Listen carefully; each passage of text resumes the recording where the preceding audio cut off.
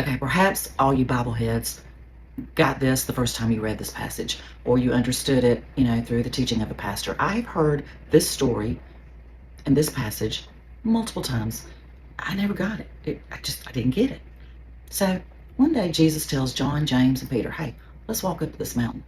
They get up to the top of the mountain, and Jesus transfigures.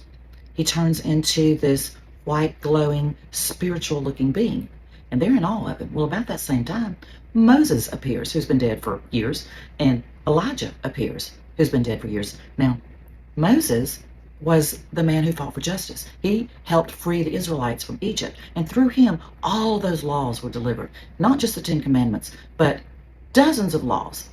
Elijah was the prophet who fought against the worship of false idols and false gods. And the prophets throughout the whole Old Testament would prophesy and speak about this Messiah that was going to come.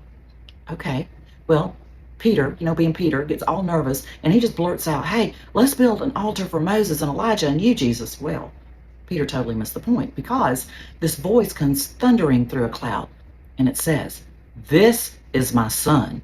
Listen to him. In other words, he's the authority. Moses was great, Elijah was great, but this is the Son of God. Okay, well, suddenly Moses disappears, Elijah disappears, and Jesus comes back into his human form, and they walk down the mountain. As they're walking down the mountain, Jesus tells them, don't tell anybody this. Well, I guess not. I'm sure the disciples are really confused. I'm confused.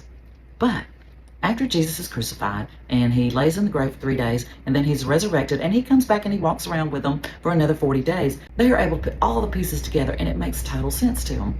See, the Israelites always imagined that their king was going to come back as a warrior, and he was going to conquer the Romans and conquer all of the countries that had persecuted them or oppressed them or had exiled them and kept them in bondage. But that wasn't how Jesus came. God sent his son through a virgin. The man lived a perfect and holy and humble life. He was kind, and he was sweet, and he was loving. And he taught them a new way, a different way, how to love each other. And that all made sense after the crucifixion and the resurrection.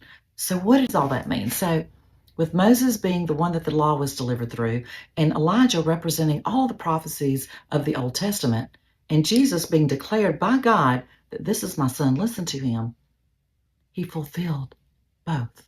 He fulfilled the Old Testament. He fulfilled all of the law, no longer needing that as the authority.